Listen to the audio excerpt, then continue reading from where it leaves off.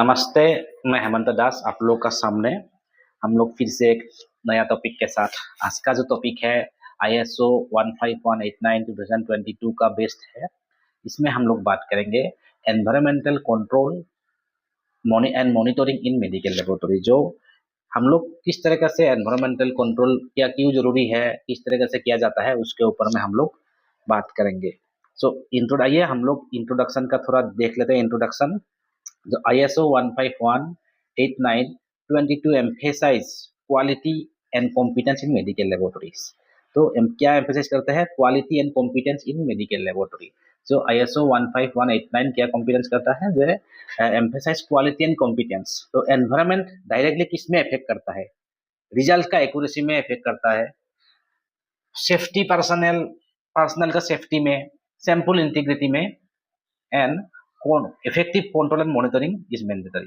और इसके लिए आपको इफेक्टिव कंट्रोल एंड मॉनिटरिंग बहुत जरूरी है। इसलिए हम लोग ये सब चीज आप लोगों के सामने लेके आया है। लैब का रिजल्ट सही जाने के लिए सिर्फ लैब में मशीन में डाला ऐसा नहीं है, एनवायरमेंटल भी एक फैक्टर है, उसका ऊपर में हम लोग बात करेंगे।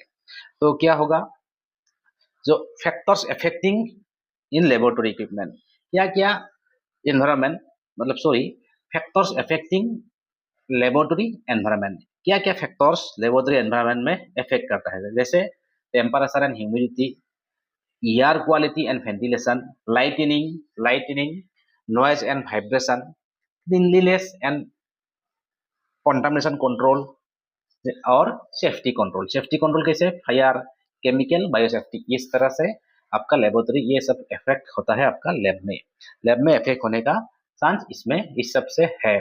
तो इसके ऊपर ISO 15189 2022 का गाइडलाइंस ही है। तो इसलिए हम लोग उसको ही आप लोगों के सामने डिस्कस कर रहे हैं। तो है temperature and humidity control. Temperature और ह्यूमिडिटी कंट्रोल में क्या है?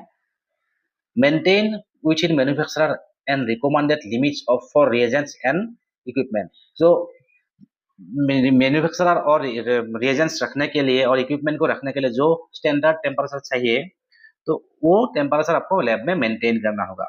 और क्या यूज करना है? Calibrated thermometers and hygrothermometers and data loggers. तो कैलिब्रेटेड चीज आपको यूज करना है लैब में। Continuous monitoring with alert deviations, आपको कॉन्टिन्यूअस मॉनिटरिंग भी करना है, इसको आपको कॉन्टिन्यूअसली मॉनिटर भी करना है, क्योंकि मॉनिटर नहीं करेंगे तो आपको पता ही नहीं चलेगा। और डॉक्यूमेंट्स करेक्टिव एक्शन, आपका कोई भी ये है तो आप डॉक्यूमेंट कीजिए करेक्टिव एक्शन के लिए, करके करेक्टिव एक्शन लेना पड़ेगा। तो करेक्टिव एक्शन करके आपको डॉक्यूमेंट लेना पड़ेगा।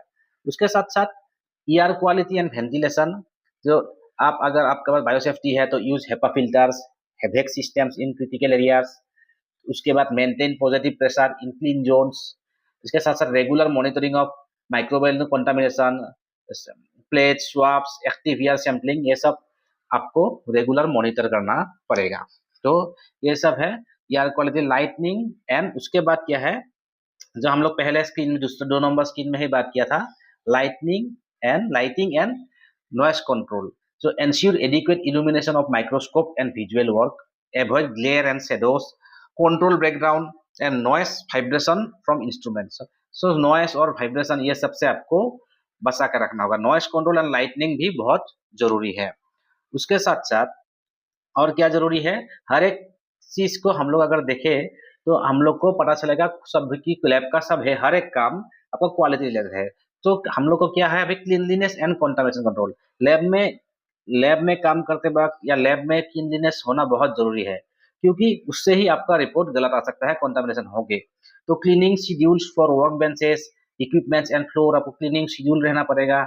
उसके बाद आपका हर एक चीज जहां में आप लोग काम करते हो वो साफ सुथरा होना। Segregation of pre analytical and post analytical areas, मतलब जो आपका जहां में कहाँ में कलेक्शन होगा, कहाँ में सैंपल रिसीव होगा और टेस्टिंग कहाँ में होगा, इसका ऊपर में आपको सेग्रीगेशन होना पड़ेगा।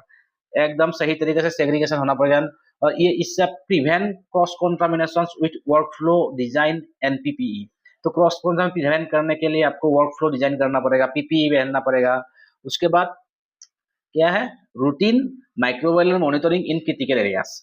माइक्रोबायल क्रिटिकल एरिया में आपको अच्छा से मॉनिटर करना पड़ेगा, कुछ कंटामिनेशन आया है ना क्या है, ये सब आपको अच्छा से लैब में देखना पड़ेगा।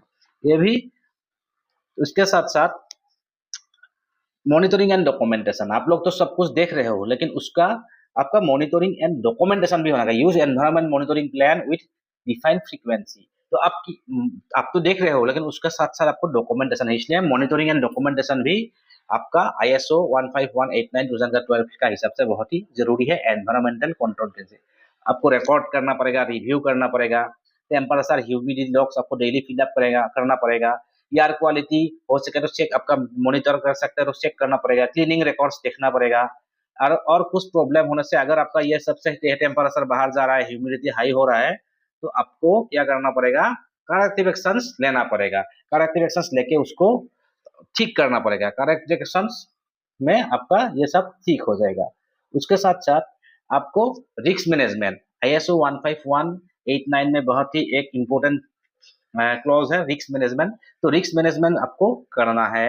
रिस्क मैनेजमेंट में क्या क्या करेंगे, identify risk due to environmental factors, evaluate impact of patient results and safety staff safety and sample quality, ये भी इवैल्यूएट करें। Implement preventive and migration measures and documentation तो जरूरी है। आपको पता ही है NABL या ISO 15189 2022 में तो आपको डॉक्यूमेंटेशन बहुत जरूरी है। तो उसके साथ साथ और एक चीज है आपका जो ये है internal audit and continuous improvement. एक लैब का इंटरनल ऑडिट और कॉन्टिन्यूस इम्प्रूवमेंट बहुत ही इंपॉर्टेंट पार्ट है, क्योंकि आपको कोई ऑडिट नहीं करेगा, कुछ नहीं देखेगा, रिकॉर्ड में नहीं मेंटेन नहीं होगा, तो आपको कैसे पता चलेगा आपका लैब में क्या चल रहा है। तो regular audit of improvement, monitoring of records, जो आप लोग का लैब में जो चल रहा है उसका रेगुलर ऑडिट होना पड़ेगा। एनवायरमेंट के ऊपर हो या कोई भी सब्जेक्ट आपका क्वालिटी का हो तो ऑडिट होना पड़ेगा। ट्रेंड को एनालिसिस करना पड़ेगा। Trend analysis to detect deviations early. अगर आप ट्रेंड देखते रहते हो तो आपको पता चल जाएगा क्या हो सकता है क्या नहीं हो रहा है, वो आपको पता चल जाएगा। तो यूज कापा मतलब corrective and preventive action for continual improvement. आपको कंटिन्यूअल इंप्रूवमेंट के लिए करेक्टिव एंड प्रिवेंटिव एक्शंस भी लेना पड़ेगा।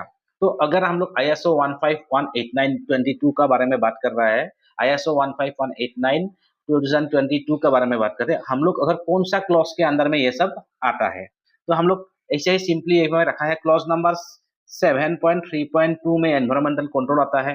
क्लॉज नंबर 8.5 में इक्विपमेंट एंड फैसिलिटी मेंटेनेंस आता है। क्लॉज नंबर 8.6 में मॉनिटरिंग एंड मेजरमेंट आता है।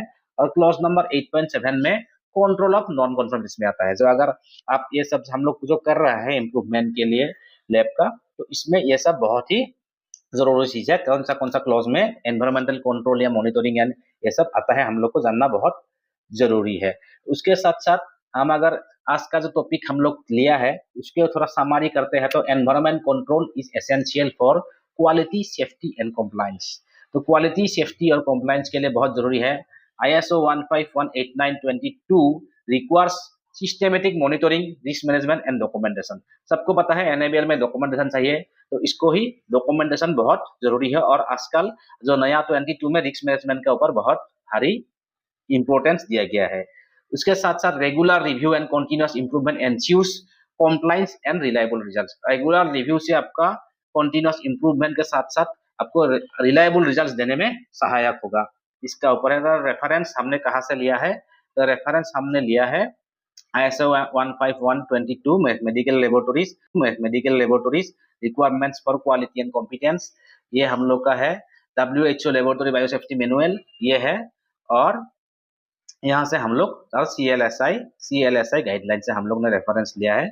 तो फिर से बोल रहा हूँ, ISO 151 का डॉक्यूमेंटेशन कंट्रोल पार्ट बहुत ही इंटरेस्टिंग है। ISO का NABL का काम जो कर रहा है वो बहुत ही इंटरेस्टेड है। तो आज का मेरा वीडियो में इतना ही, फिर से दूसरा वीडियो में हम लोग दोबारा मिलेंगे। Thanks for watching this video. अगर मेरा वीडियो आपको अच्छा लगा तो प्लीज़ लाइक कीजिए, कमेंट कीजिए, शेयर कीजिए और सब्सक्राइब कीजिए आगे ही ऐसे इंफॉर्मेटिव वीडियो देखने के लिए। Thank you.